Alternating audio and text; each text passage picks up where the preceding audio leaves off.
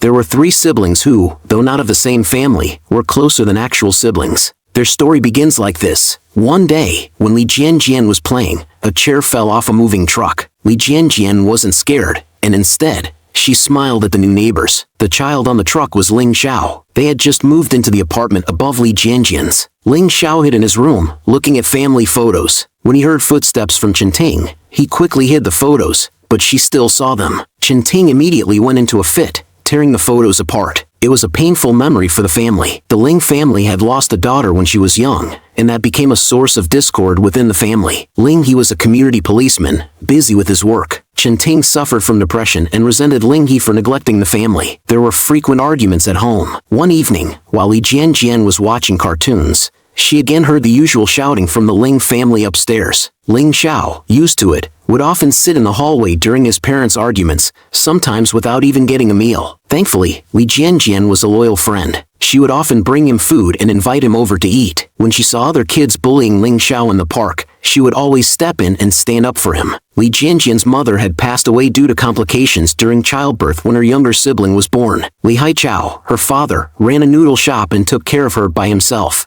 Life was tough, but Li Jianjian grew up healthy and happy. One day, Aunt Qian, a neighbor, came to visit Li Haichao, arranging a blind date for him with Himei. Himei brought her son, He Ziqiu, and they met with Li Haichao and Li Jianjian. Li Jianjian realized that her father was trying to find her a stepmother and, feeling upset, ran away. He Ziqiu followed her. In the park, Li Jianjian was hostile towards He Ziqiu, chasing him around with a water gun. The neighbors came to Ting's house to persuade her not to stay alone at home all the time. Their intentions were good, but Ting was distracted while listening to them. She mistakenly thought it was Ling Yiping who had asked them to talk to her. That night, the two of them began endless argument again. Hearing the sound of her parents arguing, Ling Xiao, as usual, sat in the hallway. Li Jianjian pulled Ling Xiao to her house for dinner. Li Jianjian comforted Ling Xiao by saying that his sister had gone to the sea to become a fairy. Ling Xiao calmly and truthfully said that his sister and Li Jianjian's mother had both died, and the dead would eventually be forgotten.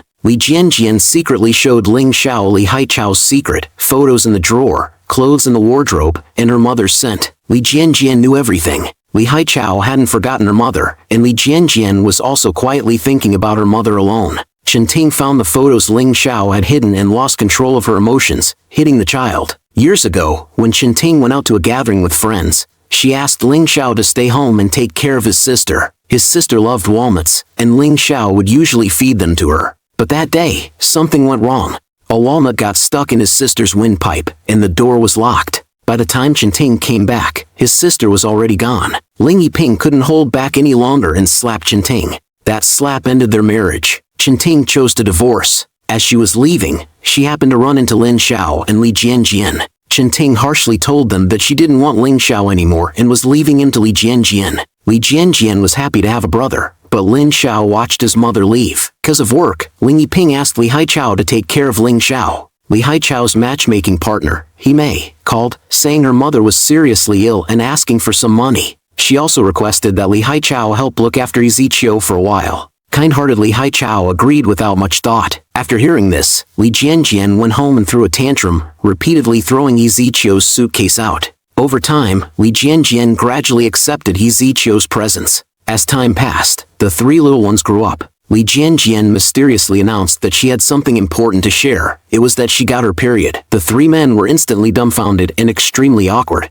Li Haichao hadn't realized how fast time had passed. His daughter had grown up. He also became aware that he hadn't paid enough attention to this aspect of Li Jianjian's life. Li Haichao later found a brick in Li Jianjian's school bag. It turned out that she and the 2 boys had acted bravely, rescuing Qi Mingyue from a scammer's harassment. Qi Mingyue was the class monitor in Li Jianjian's class, and from then on, they became good friends. Qi Mingyue deeply envied the close and harmonious relationship between the 3 siblings. Her mother was very strict, constantly pushing her to focus on her studies. Unlike Qi Mingyue, Li Jianjian had poor grades, but Li Haichao was extremely lenient when it came to her academics. As they were chatting and laughing, Ling Zhao's grandmother called. His expression changed instantly, and he found an excuse to leave. Many years had passed. Ting had remarried and had a daughter named Qin Meiyang. Her husband was coming to work in the city for 6 months, so Ling Zhao's grandmother asked Ling Heping to help find a school for Qin Meiyang. Later, Li Jianjian and He Ziqiu brought dinner to Ling Xiao. Li Jianjian climbed onto his bed, saying that the blanket smelled like him.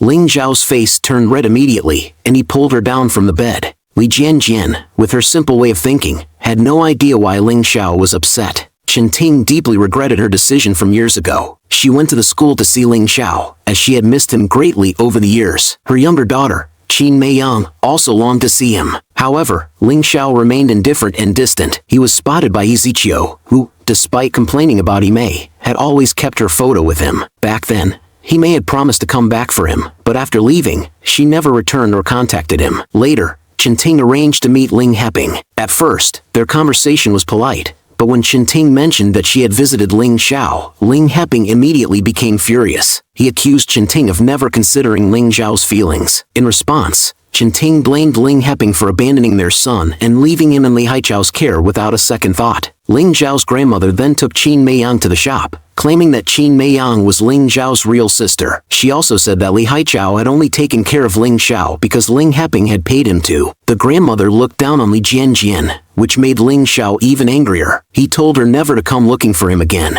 Before leaving, the grandmother left Qin Meiyang with Ling Xiao. Qin Meiyang spoke assertively, saying that Li Jianjian was not Ling Zhao's biological sister. Although Qin Meiyang had never lived with Ling Xiao, their hearts were still connected. The grandmother's actions were intentional. Her true aim was to bring Chen Ting and Ling Xiao closer. The three of them were on the rooftop, waiting for a shooting star. As they waited, Li Jianjian fell asleep. Ezechiel asked Ling Xiao if he was curious about the reason Chen Ting left. Ling Xiao said that Chen Ting didn't leave because she abandoned him, but because she left everything from the past behind. Ezechiel felt a bit bitter. In their parents' eyes, they were all insignificant. Ezechiel's birthday arrived. His aunt, Helan, specially came to visit. At the dinner table, Helan reminded Ezechiel to do more chores. Otherwise, Li Haichao might dislike him. After getting drunk, Li Haichao felt deeply emotional. He held Ezechiel and Ling Zhao's hands. He cherished these two sons very much. Even though they were not related by blood, he treated them as his own. He knew that Ezechiel had suffered greatly because of Imei. When Ezechiel was in the countryside, no one cared about him. Li Haichao felt heartbroken and took Ezechiel into his home. Ezechiel, afraid of being sent away, often took the initiative to help out. Ever since meeting Chen Ting, Ling Xiao had been unable to sleep at night. He felt deeply for these two sons. Qin Meiyang came to see Ling Xiao alone.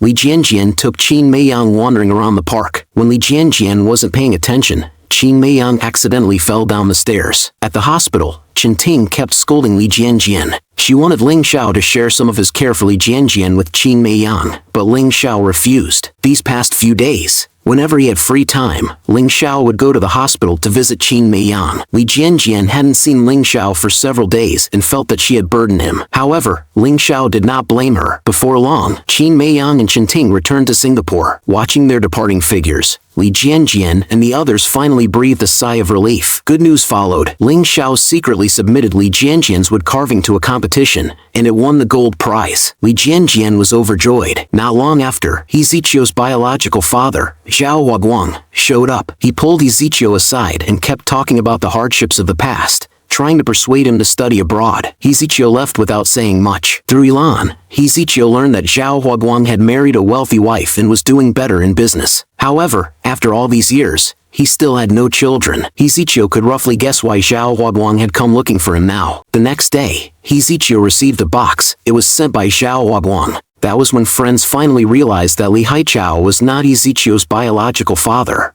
Furious, Ezechiel caught up with Zhao Huaguang and threw the box back at him.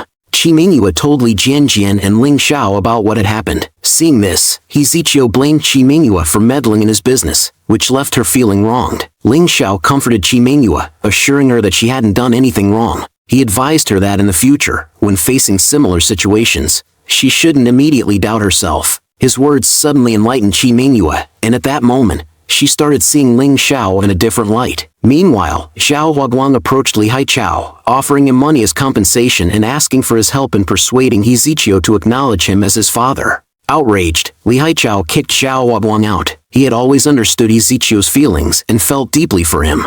No matter what happened, he would always stand by Ezechiel's side. Zhao Huaguang was still unwilling to give up. He went to the shop again to persuade Li Haichao. Zhao Huaguang offered more money, which completely enraged Li Haichao. He drove Zhao Huaguang out. Li Jianjian found the shop closed and no one at home. She called and found out that a customer at the shop had suffered from food poisoning. There had been frequent incidents at the shop lately, and it was ordered to shut down for a week. Li Jianjian suspected that someone was seeking revenge.